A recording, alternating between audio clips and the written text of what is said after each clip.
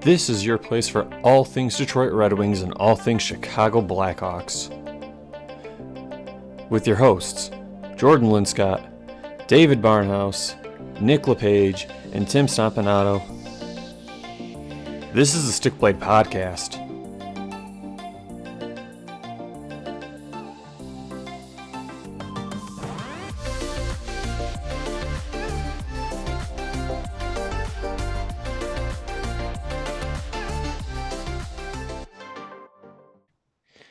All right, everybody, welcome to another edition of the Stick Blade Podcast. It's your place for all things Detroit Red Wings, all things Chicago Blackhawks, and news around the NHL. On tonight's show, it's going to be a short one.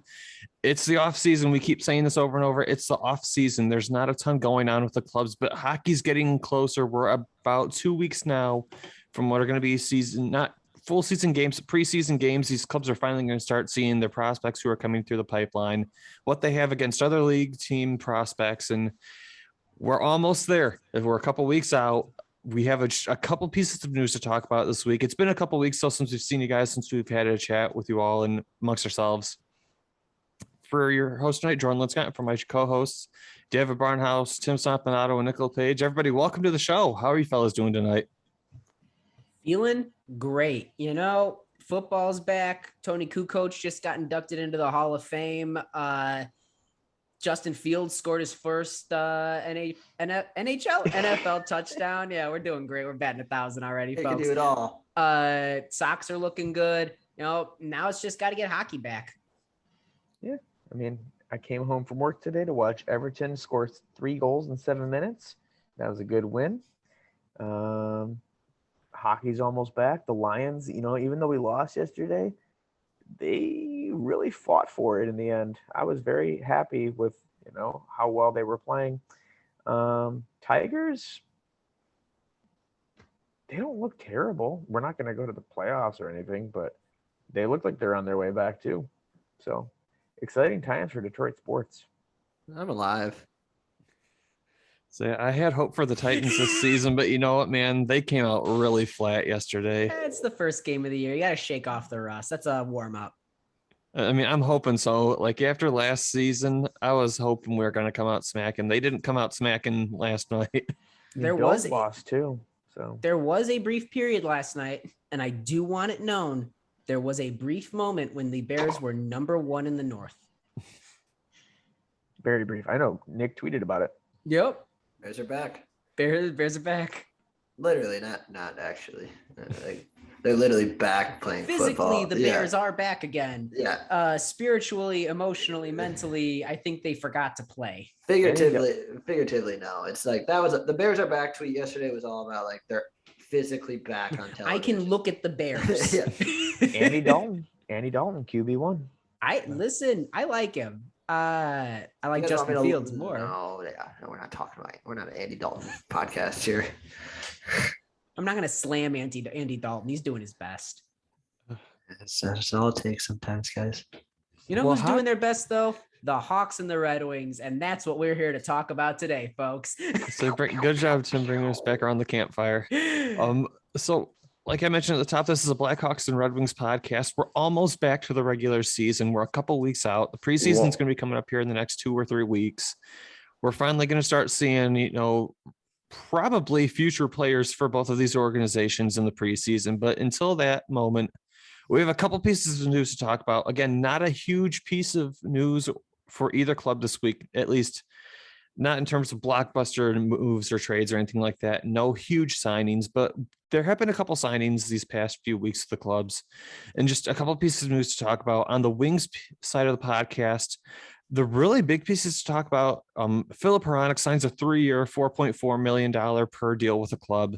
And also the Wings released their roster for the upcoming prospect tournament that they're going to be participating in. And spoiler alert, Moritz Seider's not on that list. Take it for what you will, but all signs point to he will be in the NHL this season, barring a terrible training camp. So everyone who's been waiting for this kid to happen to the NHL, he's going to happen to the NHL. Pump the brakes, but the train's coming. Everyone knows that vintage GIF meme of the guy going, "It's happening," with like the flashing lights behind him. that's how I feel right now, seeing that Seider is not going to be, I don't want to say wasting his time, because that's a great experience for a lot of the younger guys, but he's getting ready with the bigger dogs, and he's coming. He just played against men for an entire season. Like, the last thing you need is for him to get out there. And for some kid who's trying to earn a roster spot to try and prove a point, like they did with Doc a couple years back, and give him a concussion. Like, do I think Seider could outmuscle any of those kids out there? Absolutely. But what do you gain at this point? Like, what he's got. So I see Seider getting Seider, what do you feel about today's game? If he dies, he dies. Yeah, a little Ivan Drago action out there. Love it. All of them. Everyone. What about your teammates? Everyone. No one gets in my way. No one. I mean, we can talk about the prospect roster in just a second. The Hawks, they only had, I think, 2 really decent pieces of news this week to talk about.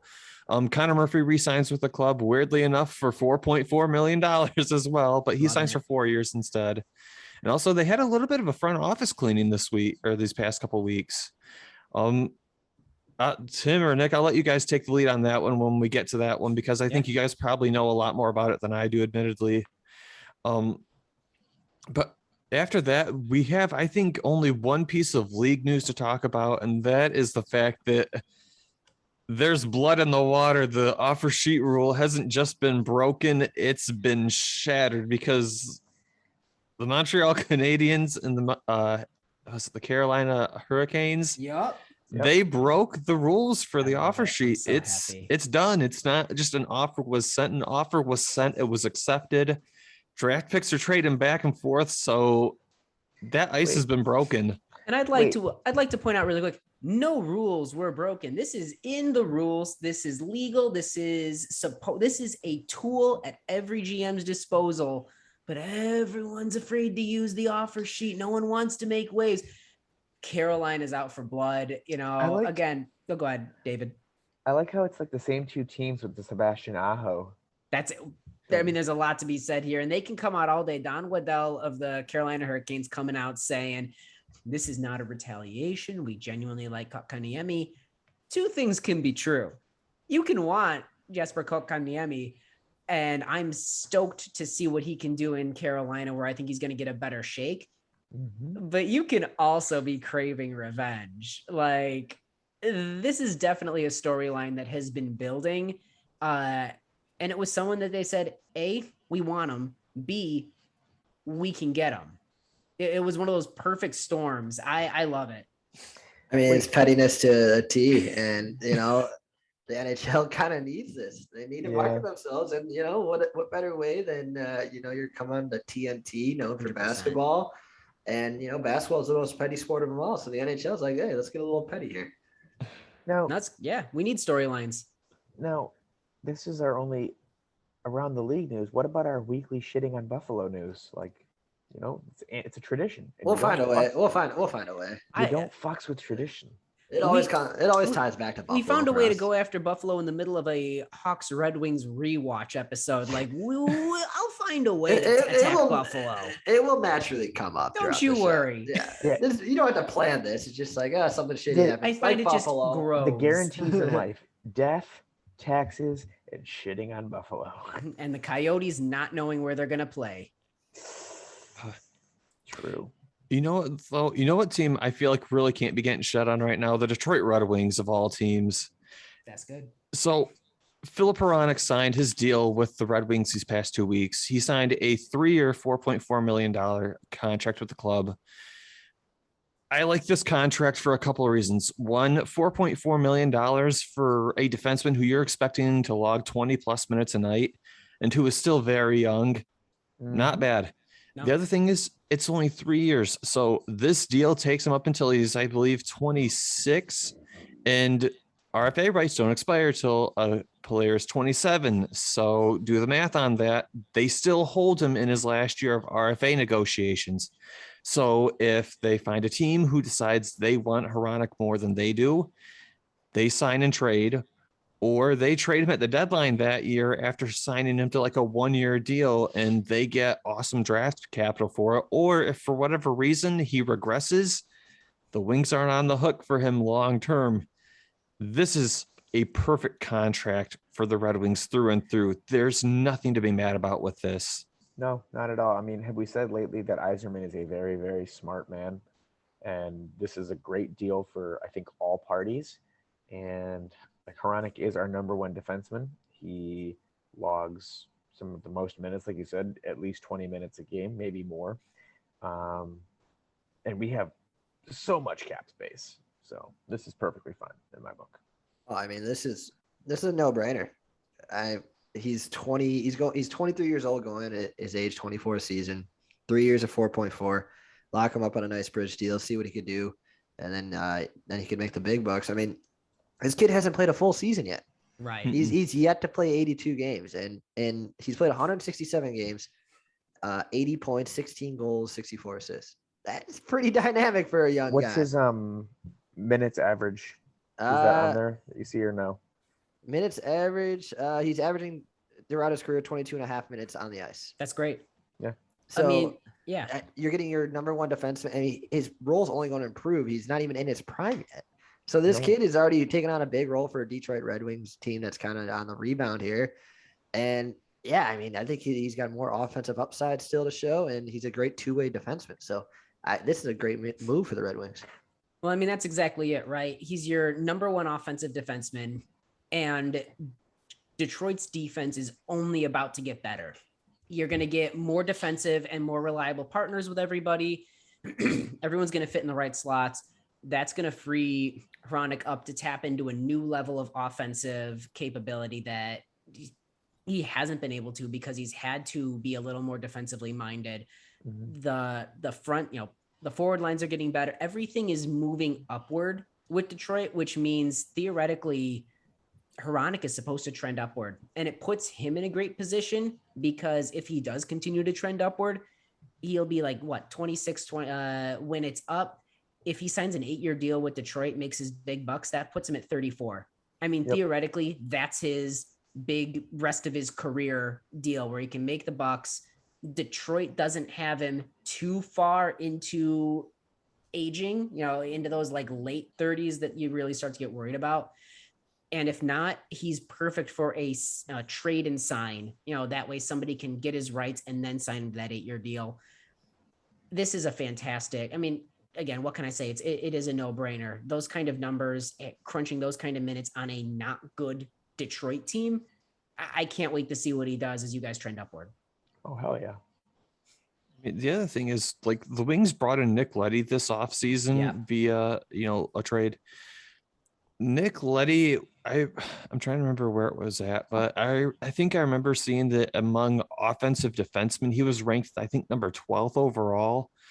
This helps Hronek not have to bear as much as not bear as much of the offensive load from the blue line. So it frees him up a little bit to not have to always be the guy offensively. So if he decides to take on a more defensive oriented role, he can.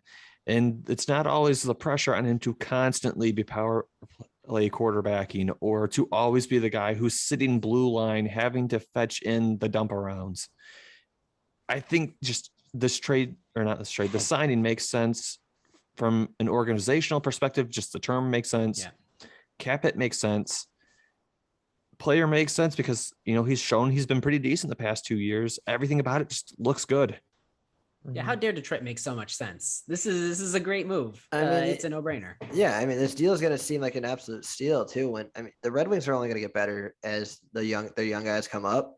I mean, his plus minus isn't like phenomenal. It's all in the playing on Detroit. Yeah, exactly. It's all in the minus. I mean, I think Detroit. I'm going to say it.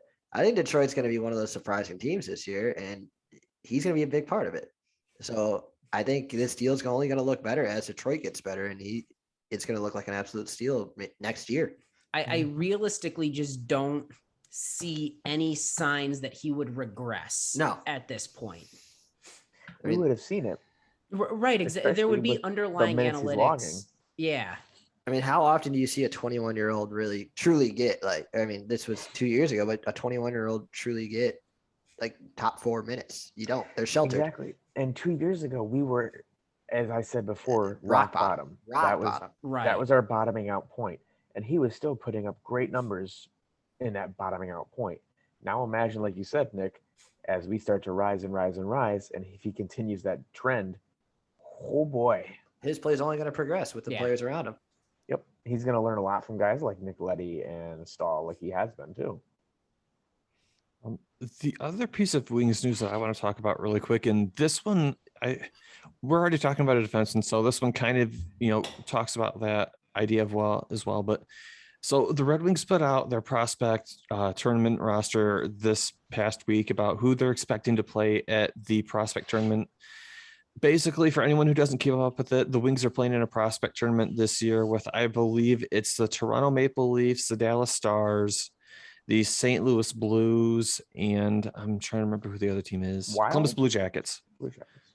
So normally the Wings will always send, their prospects who are on the fringe of the NHL to this tournament, and guys who they've acquired and they think might be Grand Rapids bound to this tournament. Moritz Seider's not on that list, and Steve Yzerman has been pretty adamant about it this offseason that they fully intend for him to be playing with the NHL this season. I think this is Yzerman basically just publicly saying, yes, this kid has made the NHL. I think at this point, Yzerman's saying, I'm not wanting to risk sending him here because I don't want him getting an unnecessary injury. Kind of like we saw happen to Kirby Dach with the Chicago Blackhawks when he played that year. Mm-hmm. I think this is, would I like him to be getting the playtime? Sure, absolutely. But you know what? He played last year in Sweden, was dominating everybody. This tournament won't prove anything else. He's already proved he's going to be NHL ready. Yeah, he won the Defender of the Year last year in a league full of men. He's ready. I don't think he needs this prospect tournament. And like as Tim said earlier, we don't really want to run the risk of some kid trying to get too into himself and hitting him. But I'm looking at the roster and it's exciting. Like we have Raymond, you have Chase Pearson, you have Jared McIsaac, Jonathan Berggren, Sebastian Jovelino's going to Kosa. be there. Sebastian Kosa's Kosa going to play. So we get That's to see gonna be Kosa slick. play. Just a bunch of like young names, guys that are trying to get a shot. And Zito, Pascual Zito's in there too. So like it's going to be fun. Seider doesn't need this. Seider can go like he's been right now. Like we just saw a picture of him and was it Berggren? It was him, Larkin, and Raymond. Nice. So Larkin's taking these guys under his wing. Yes, Raymond's going to go play in this tournament, and that's perfectly fine. But you've got Larkin, our captain, taking these young guys already under his wing and kind of showing them where they're going to be. Because Raymond and Seider for sure is going to be starting night roster. I am not sold on Raymond yet making the starting night roster. Well, that's where I look at Raymond is in a similar situation to where Dach was. Dach needed to play in that tournament, as does Raymond, because we have to see where they're at. We have to see how they're at against what could theoretically be equal competition to them, age, size, skill set, theoretically. Seider, all it does for Seider is put a target on his back and make some headhunter kid who knows it's not skill that's going to get me into the NHL. It's going to be making my presence known. I'm going after Seider. That's the big target. Raymond, it's a mistake because Seider will ruin the kid. But again, fluke things happen where you punch somebody and your hand breaks because you caught it weird. Like hockey's weird. Raymond has to be there. And I'm very excited. You've got a very interesting. I'm stoked to see Kosa play. That I think might be the biggest one that I'm curious to see how he does. But yeah, Seider doesn't need to be there. He's got nothing to prove. Raymond and these other kids, they're ready to show it all. And I love prospect tournaments because you get to see people against their comparables. I'm looking forward to the hopeful future of a Ned Kosa 1-2 punch in net. Ooh. That's dirt. I love it. Oh, baby. Tim, I think you hit the nail on the head though. Like Raymond does have something to prove. Seider really doesn't. There's no point of sending Seider there. He was capable. He was above capable against grown men. He was right. elite of the elite. So it's not worth the risk, especially this day and age. You see it in the NHL with I mean, you could go back to Stamkos in the Olympics, to what happened with Kirby Doc, like sending him these games that really don't affect your team. And yeah, Seider's, it's just not worth the risk. And you see it like preseason in the NFL. You see players go off for the season. It's not worth it. So just preserve Seider. You know he's going to be your guy, and you know if he struggles, and you could toy with him throughout the season. But this is useless because you know he's above his peers. Now it's just getting him against like those elite talents in the NHL.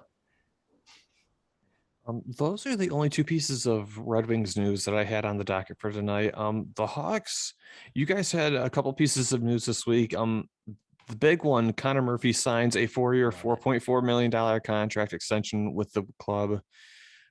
Tim and Nick, what are your guys' takes on this? Love it. Yeah. Nick, I think we're on the same page. I mean, we've talked about how Connor Murphy, love and respect Keith for everything he's done. Last year, I don't think there's any argument that Murphy was our number one relied upon defenseman. He was consistent. He was stable. With Murphy locked up for another 4 years at a very team-friendly deal, he's at 3.8 right now in his last year. Like that is a small raise comparatively from what we've been seeing. Our top four is locked up with Jones, McCabe, Murphy, and then DeHaan this year. This is great because DeHaan's in the last year of his contract. We can, let Beaudin and Mitchell run wild in the AHL this year. But the staples, you have a second pair of McCabe and Murphy for the next 4 years, just shutting people down. This is huge. Like, this is what we've been missing the last 4 years, has been a stable top four. Yeah, I mean, you got half of your six defensemen already locked up for the next 4 plus years. So it's exciting. I mean, Connor Murphy and Jake McCabe on your second pair it's something to be excited about. I mean, they're going to be your shutdown line, and Connor Murphy hasn't got to taste the playoffs yet. He's one of those guys that is just a pain in the ass to play against. He's gritty. He's going to lay the body on you. He's going to work his ass off every night. He's going to give you his best. And yeah, like you said, he was our number one defenseman this last year. He's number probably 2 now, but he's going to be playing on the second line. But still, I mean, that's a great guy to have locked at 4.4. Typically, a number 2 defenseman is going for 5.5 to the 6.5 million range. This is a steal. Right. This offseason saw incredible defenseman contracts. Yeah. Like, again, even McCabe's 4, I think he was at 4, but like somewhere around 4 mil. Like that was the standard of like mid-range defensemen. And then from there, we were seeing 9 mil contracts get thrown around left and right. Jones was realistically in what is being thrown around right now for people of Jones's caliber. The fact that Murphy could have demanded at minimum 5. Yeah. For his play, the way that he's been relied upon, his usage, he could have been looking to cash in at the bare minimum 5. And he took what we're not really seeing a lot anymore is a very team-friendly deal. And he's not only is he bringing the skill sets, but he's bringing my favorite thing in the world, the intangibles. He's a veteran player now. He's a voice in that locker room in a season where we lost a lot of big voices. We need our new voices, and Murphy stepped up last year and showed like I'm one of those people. Him, DeBrincat, like Doc, they're the future voices of the team, and so I'm. Nick, I don't know, like I'm thrilled. Yeah, I mean, there's nothing to be upset about at all. I mean, I feel like Connor Murphy, he's grown on so many Hawks fans. Like he got so much slack when he was first brought here, just because he wasn't Nicholas Hjalmarsson. He wasn't Nicholas Hjalmarsson, and nobody could be. Yeah, you can't be Nicholas Hjalmarsson. He's starting to become a player of his own. I mean, they did the comparables when he signed the extension, and who was one of the people on this list? Nicholas Hjalmarsson. Yeah, like. He is close to that level. It's just, he's not going to eat pucks for a living, but he's going to lay the body and give you his best effort every single night. So I love this deal. I mean, it's a team friendly deal. Like we said, could have been 5.5. It could have been a lot more, but I think, I think people are going to start pulling on the same rope here and kind of want to win in Chicago and bring Chicago back to, Now the dynasty that they once were in the 2010s. Yeah. I mean, that's the thing is you guys kind of got Murphy on the cheap. Yeah. Like you guys both said, he probably could have asked for 5.5 and probably have gotten it if you really wanted to press the issue. Or more term. That Frankly, too. the other half of this deal that is so good is the fact that it's only a 4-year deal, phenomenal. But he's still signed this year at the 3.8. So we have him for 5 years now. And I think he's 28 now. And so we could have signed it, maybe we said, okay, we get you down to like 4.4 or 4, but we're going to sign you for 7 years because we're going to do right by you. That's how we're going to cut it down. This is not only a great salary contract, but term-wise, realistically, it does not take up a foresee. It's not like Jones where, well, that's a spot that's gone for the next decade, basically. Both term and cap hit are incredibly team friendly. And he's in his prime. This is his prime. Yep. This is exactly he's it. 28 years old, and you got him 4.5. You got him at 4.4 million. Like, God, as much as I like to dog on Stan, another great job. Another great job. Makes me wonder how a lot of those contracts, who else was, a key part of like some of those contracts that we threw at people. I think a lot of it, the McDonough talk and stuff, this is a sign of like Stan doing a really good job. Yeah. I think McCabe's a big part of this too. Cause they're friends, right? Yeah. There's a story. So McCabe, sorry, I don't mean to go off. It all relates. McCabe and Connor Murphy go back like 10 years. They were like best friends in high school. So this is like this was all the plan. Like McCabe lives in the city of Chicago, like during the off season. They've been best friends for like the past 10 years. So I think they just want to kind of play together. It's a great storyline. Yeah, it's gonna be awesome because they're both nasty defensive defensemen. And God, I mean, I'm excited for this decor. And we haven't said that since 2015. I barely said it then. Yeah, this is exciting. Yeah, no. Because again, it allows our third pairing to be kids. We've got Stillman, we've got Caleb Jones, we've got Kalynuk. I think those are realistically the three, because I think Beaudin and Mitchell benefit more from playing every night in Rockford, being used in all situations. They're still young enough that they could really thrive in that. Whereas Caleb Jones, Stillman, and Kalynuk, they're right now, what they're going to benefit most from is getting into NHL action. The other piece of Fox news that I think I want to touch on, and you actually reminded me of it, Nick. You guys had a little bit of cleaning with the front house this week. Yeah. Yeah. So originally Scotty Bowman was in the report. He is actually not. But that was an error. Yeah, it was an omission, allegedly. But no, I mean, they cleared house on Jay Blunk. He's been with the organization for quite a while now. And then who was the other guy? Sorry. Pete Hassan. Sorry. Give me 1 second, boys. Yeah, you're good. No, Jay Blanc, he was with the organization for a while. He's one of those McDonough guys. James Gary was also in there. So Kyle Davidson, titles changed. Dominic Strim was hired. Maurice Sudera. Yeah. So all these front office guys, and they brought in a cat-friendly founder, Dominic Strim. I'll get to that later. That's super that in itself is probably, aside from the fact that they cleaned out a lot of like McDonough people, and notably two people that are tied to the Bradley Aldridge scandal. That's essentially what it's all about. Yeah, but we should not in that forget the fact that like the cap friendly hiring. That's really exciting to see. The Hawks, who were, I remember 10 years ago, were one of the first teams to really get into like advanced stats and like analytics and like what is the next step of hockey. To see them bring in somebody from like cap friendly, that's a big deal.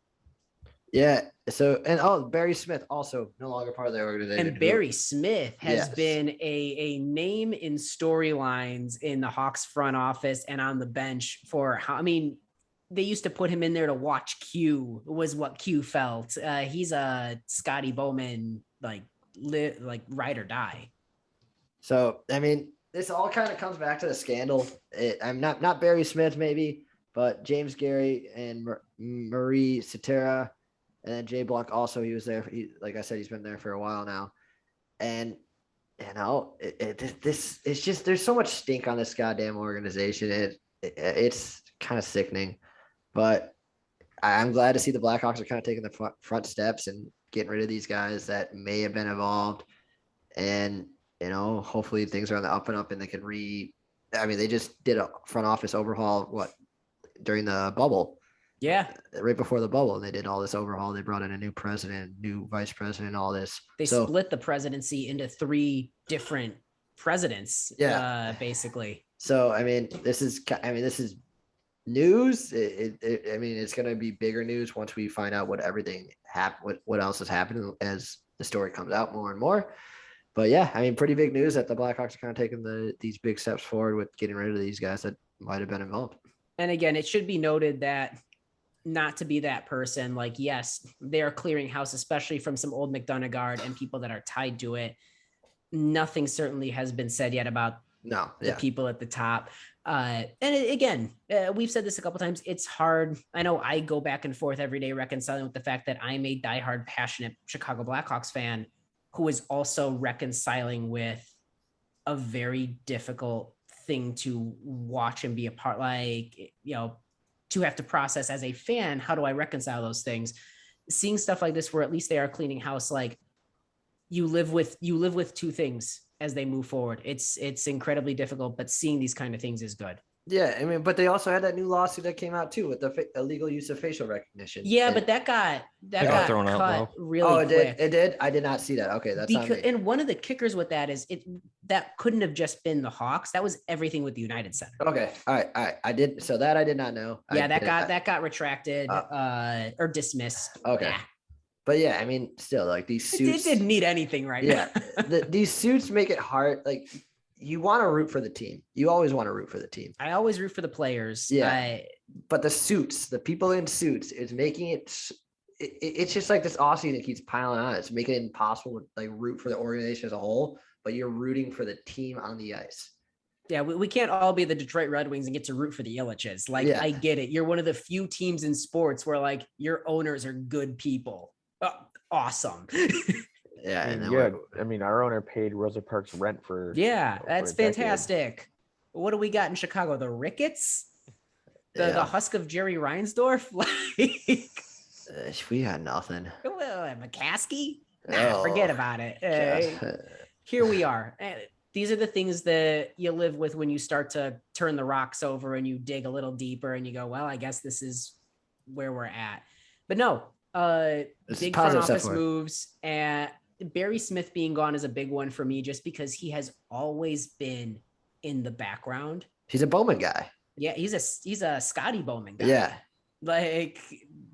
that's an interesting one for me, and I'm curious to see how they best utilize. Was that the creator of Cap Friendly? Yeah, the founder of Cap Friendly. I don't know. That's something that's very interesting to me to watch. I think cap circumvention is a big part of it.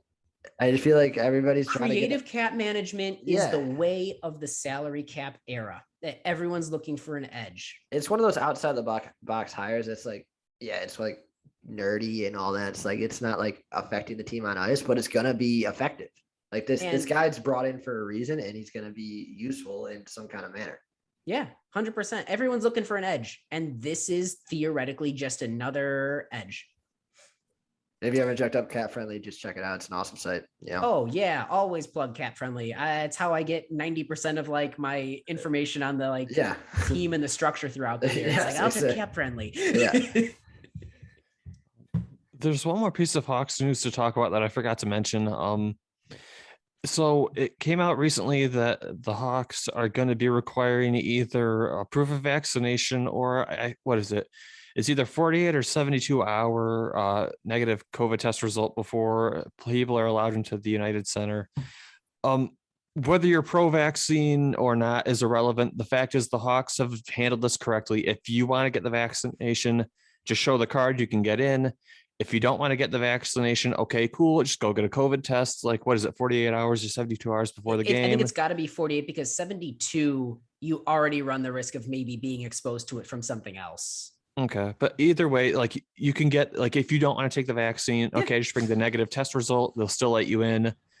This is how you should be doing it. It respects everybody's decisions regarding this vaccine. And honestly, I think this is a great way to handle it. I mean, it's indoors. Like, you got to play it smart. You got to play it safe, especially with the rising cases in the city of Chicago. If you want fans to pack the stadiums, this is the way we have to go about it. So just shut up, go get your test, go get your vaccine, whatever you choose to do. Wear a fucking mask. I mean, that's the big one. Even if you're vaccinated, wear a mask. Just whatever you choose to do. Go enjoy this team. It's going to be fun. You're going to have a great season. It's going to be, if you're not great, it's going to be fun. And, just go enjoy it. Do whatever you got to do. Play it safe. Go get your test. Go get your vaccine. Wear your mask. Just enjoy the hockey game.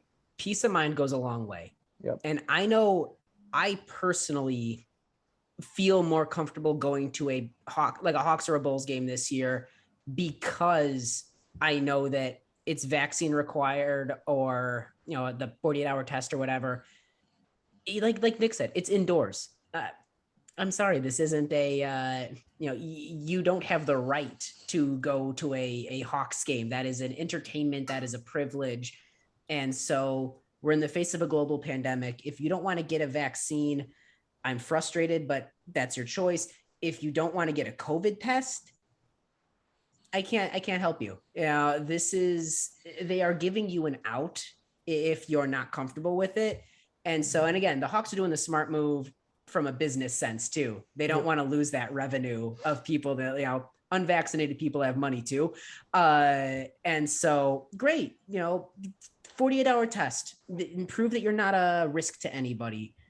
It's the right move around the board. Yeah. I mean, do we want sports and everything to be shut down again? No, God, no. So stop being fucking mooks, idiots, dummies, whatever you want to call them, and just do the right thing. Yeah. I mean, I think we're in agreement on that. I think that anything indoors, like I said, I was just at a concert a couple of weeks ago where they required vaccination card at the door, and they also still asked us to be masked on the inside. And my thought wasn't, oh, well, that's gratuitous. My thought in there halfway through the concert was, I am so calm that I know this is a safe environment. That peace of mind is worth everything in allowing you to actually enjoy the event. So I'm all for it.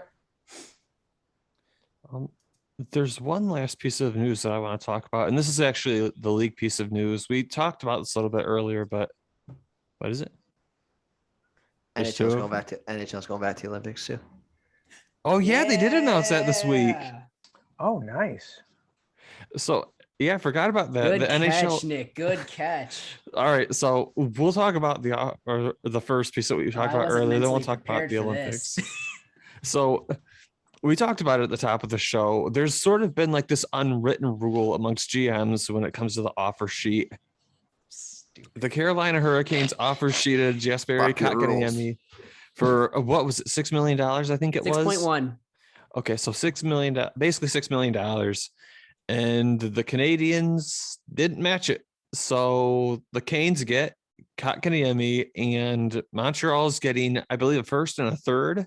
I think 2 firsts and a third.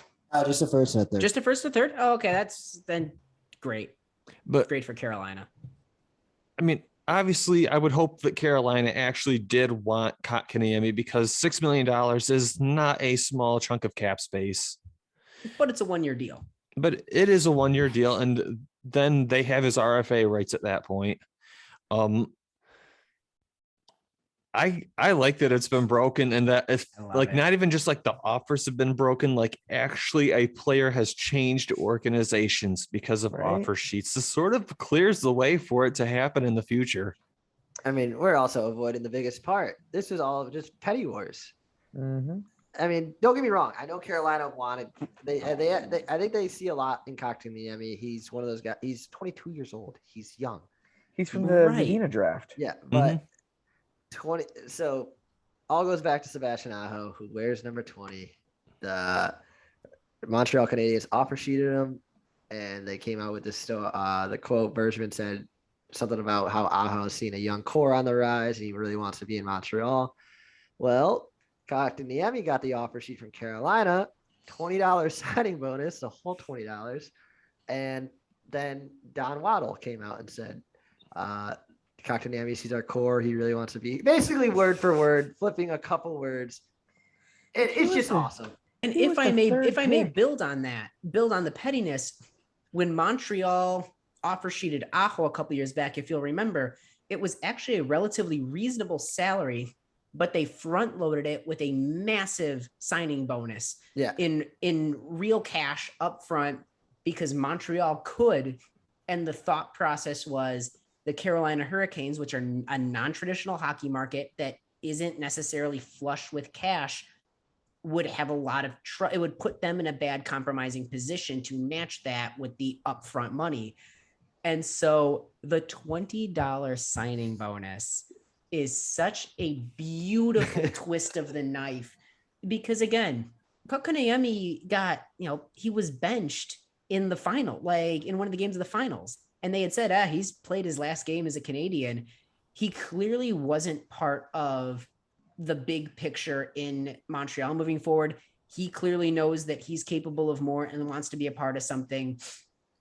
Carolina, I think he can thrive in. Like, I think this is the right move for all three parties. I think that Montreal was right to move on from him because they clearly didn't envision him as part of their core, and they got a first and a third for it. Phenomenal. Carolina got a phenomenal center because a lot of their center depth is actually on the older side, and they can shift to wings. We can move them around. But slotting him as a second or third line center at the start, he's in a better position to succeed. And Kotkaniemi ends up in a new location with a team that wants to like feed him and encourage him and, put him in the best position to succeed.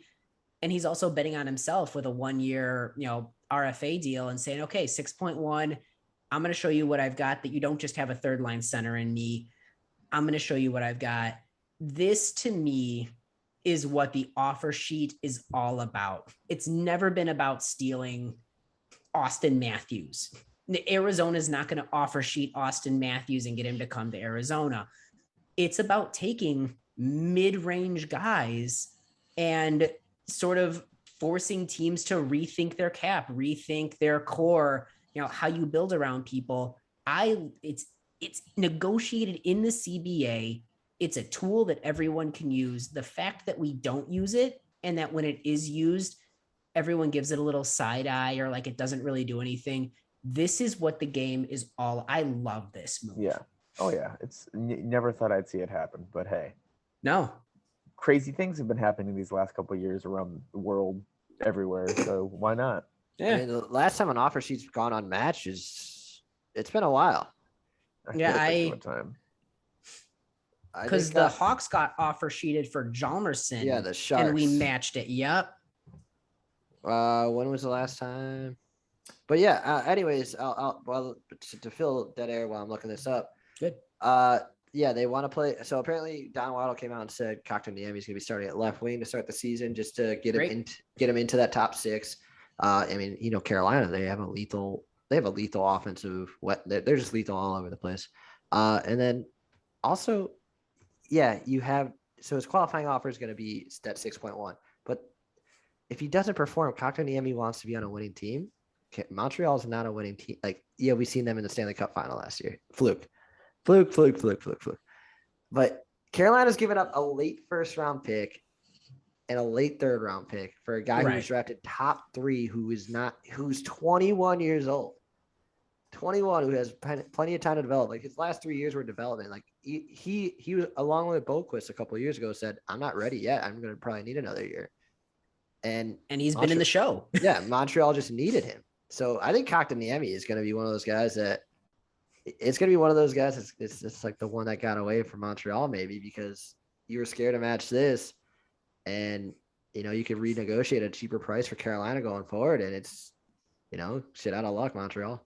The only thing I can justify for Montreal is they have Nick Suzuki as their number 1 center going forward. That's no question to me. And they've got Jake Evans. I think is, at least for now, their second line center. I will say they're missing Filip Hronek a little bit now. It would have been nice to keep him, frankly, for a 1-2 punch of those two, and then Jake Evans as your third. I'd feel a lot better with that, to be entirely honest.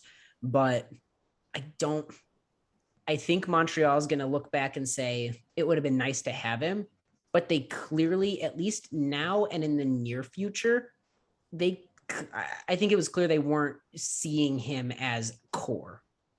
Dustin Penner was my answer also. Last offer sheet, not to go match. That was in the year of 2007. Wow.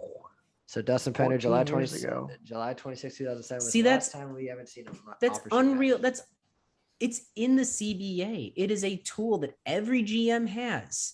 This unspoken, wink and nod handshake agreement. This is what hurts the league. No, one of the many things. Yeah, this is awesome. Yeah, this is awesome. You see it. It's like a unagreed trade. It's kind of like, hey, you could take this or it's ours. Like, well, again, it's not like Montreal lost. They got a first and a third. Yeah, they got a guy, and then they built off it by acquiring Christian Dvorak too. So that's right. You got Chris. Yeah. Montreal's fine. Yeah, I mean, Montreal's fine. It's a lost asset that they really didn't see a part of. Yeah. But also has upside in Carolina. So, like, it's a win-win-win. Jesper Kotkaniemi gets the restart he needs in his career, or he might not even need a restart. I mean, it wasn't really even a restart. He's just developing. Yeah. He gets to go to a new phase where he feels wanted, and Montreal gets the assets that they did with them, and Carolina gets a young potential future stud. So, and that's good because Montreal's first-round pick this year is indefinitely suspended from the OHL. So, and also asked not to be drafted. So, hey, maybe better luck next year. Yeah. Here's a retake. Yeah. Mulligan, I guess. Like the thing I actually like, I like this from Carolina's end quite a bit because like when you look at their center depth, who realistically is their long-term center solutions? Like they don't have a lot of them. And so Carolina's been playing like this really weird, like offensive, like there were, like, in my opinion, the Carolina Hurricanes are a weird team because, like, they have a lot of, like, the high-end offensive tools that a team like Toronto has, but they actually have a competent blue line to back up that offensive line. And by sliding Kotkaniemi in here, they can kind of develop him to be a player who can fit, like, that very quick style that Carolina plays. Like, Montreal does not play a quick game for the most part, which is, I think, what Kotkaniemi thrives under. I will say, I wouldn't go so far as to say that Carolina has the offensive firepower or juggernaut that Toronto does. What I would say is, because I'm looking at their roster, I mean, Andrei Svechnikov is their most offensive player, but then you've got Aho, Teravainen, Niederreiter. Like you've got a lot of top line, some of them could be all-stars, but top and second line players. You've got a lot of quality talent. You have an absence of superstars. And what I have always been drawn to with the Carolina Hurricanes is the fact that they are such a unit. It is their chemistry, and they utilize speed, skill, strength. They play off of each other.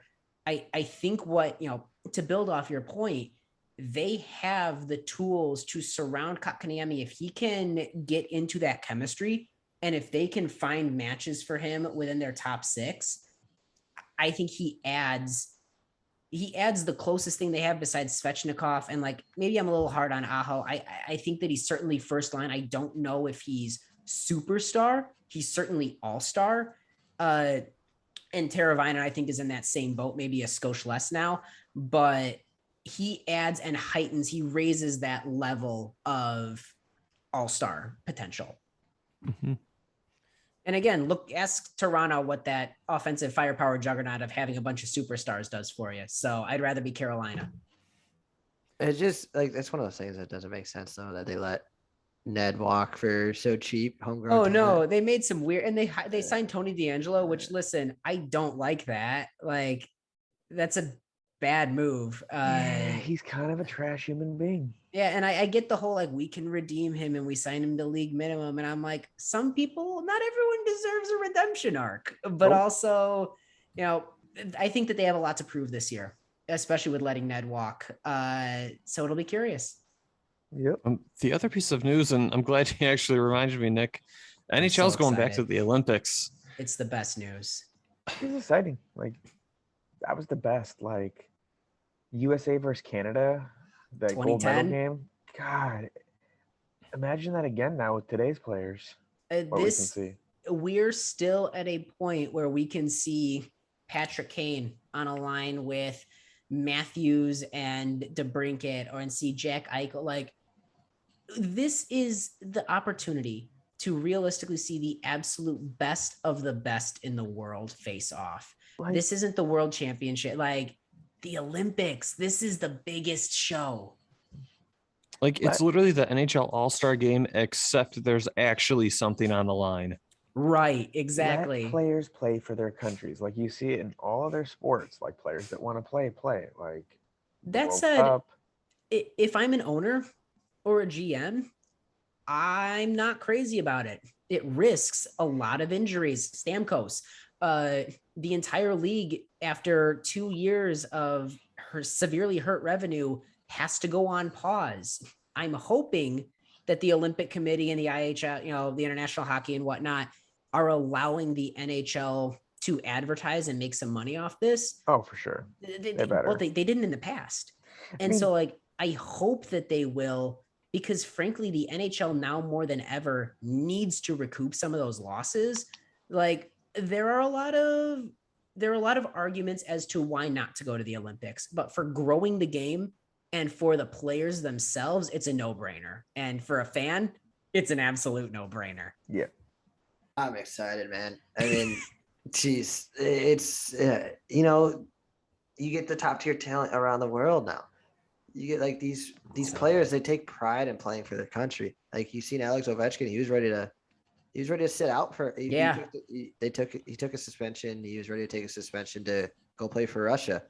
They want to play for their country. They want to represent their team or their country in the biggest stage of them all, in the Olympics. And, now they're going to be given the privilege to go do so. So this is awesome. It's good for the league. It's good for the game. And then for, a sport you're trying to raise the market in, go put them on national TV in front of the best players in the world, in front of for their country. So people tune into the Olympics. Yeah, like, 100%. So many people watch the Olympics, especially like Winter Olympics. People turn it on just to watch like obscure things like curling, and they're like, "Oh, hockey's on." I love curling, but I also worked with a guy who was an amateur curler, so like, I do enjoy it as well. It's just one of the weirdest sports I've ever watched, and I thoroughly enjoy it. Yeah, I guess the biggest question is, which of Canada's centers do they move to wing?